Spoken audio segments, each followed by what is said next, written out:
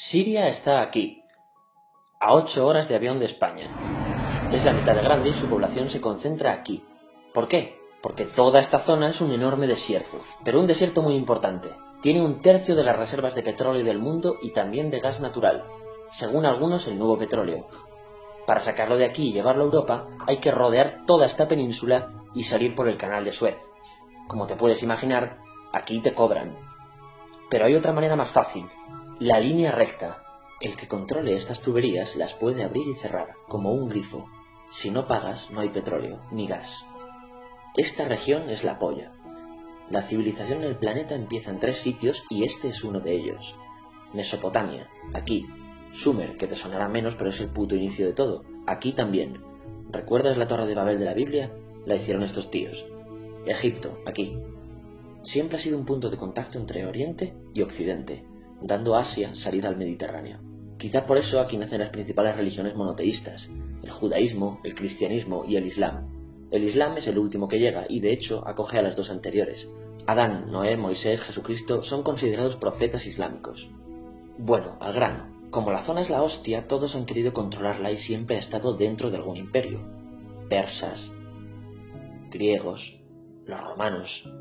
El imperio romano termina partiéndose en 2, y finalmente solo sobrevive esto. Ahora es cuando la última religión monoteísta, el Islam, construye su propio imperio. ¿Te acuerdas de las cruzadas?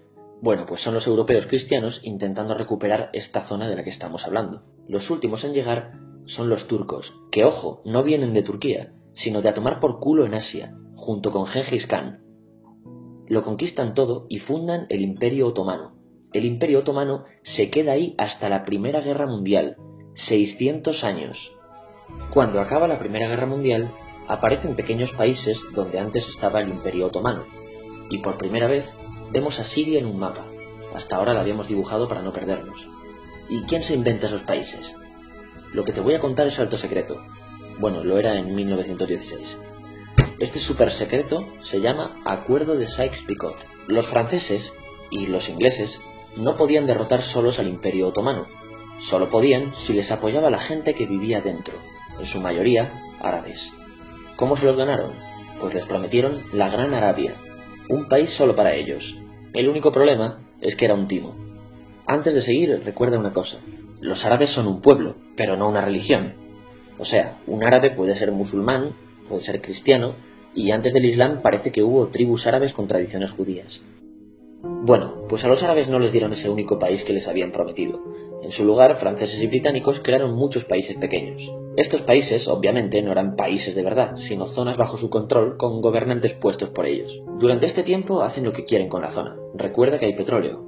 Siria, aunque no tiene grandes reservas, tiene fácil salida al mar, y Francia, que es la que se ha quedado con Siria, se lo da a compañías extranjeras. Después de la Segunda Guerra Mundial, los europeos se van. En el caso de Siria, son echados a patadas. Pero antes de irse, crean otro estado, Israel. No es el momento de hablar de ello, pero es un estado muy polémico que sus vecinos no reconocen. La prueba es que nada más irse los británicos, todos estos estados lo atacan. La zona, a partir de ahora, va a ser una puta bomba de relojería.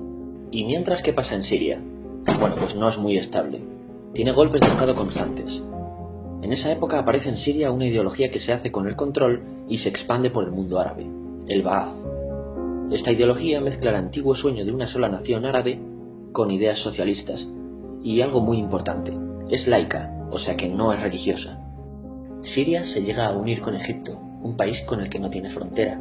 Pero no es algo raro, muchos de estos países intentan hacerlo también. Como recordarás, a esta gente se le había prometido un solo país y las ganas las seguían teniendo. Pero la unión falla. En este tiempo Egipto les convence para nacionalizar el petróleo. En Siria, Al-Assad, el padre del Assad de ahora, se convierte en jefe del estado Ba'ath. En Irak, también Ba'ath, comienza a ganar fuerza Saddam Hussein. Las diferencias entre ambos países dividen a los partidos Ba'ath de otros países en pro-Siria o pro-Irak. Ahora ocurre la Guerra Fría. El mundo se divide en 2, o eres de Estados Unidos o de la Unión Soviética. Son años muy movidos en los que se pegan constantemente con Israel, invaden su vecino Líbano y comienza una oposición islamista al régimen Ba'ath de Assad, los hermanos musulmanes. Vale, volvamos atrás un momento. Recuerdas que la mayoría de árabes eran musulmanes, ¿verdad? Pues dentro de los musulmanes hay 2 ramas fundamentales, los suníes, la mayoría, y los chiíes. En el caso de Siria, a pesar de ser un estado laico, los gobernantes como Assad y jefes militares eran chiíes, los cuales representan menos del 13%.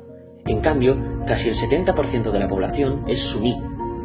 Un dato curioso es que los cristianos son casi el 10%. Que los chiíes controlen el gobierno y el ejército mosquea a la población suní, y este sentimiento es aprovechado por los hermanos musulmanes, islamistas radicales suníes. Estos toman las armas en la ciudad de Hama en contra del gobierno, y Assad acaba con la revuelta a costa de matar miles de civiles y encarcelar a mucha gente. En el año 2000, Assad padre muere y le sucede Assad hijo. Ante las presiones libera a muchos presos, trae internet y esperanzas de cambio. Hay un periodo de gran debate político y aparece la oposición. También vuelven los hermanos musulmanes. Los siguientes años son difíciles. Arrestan a la oposición.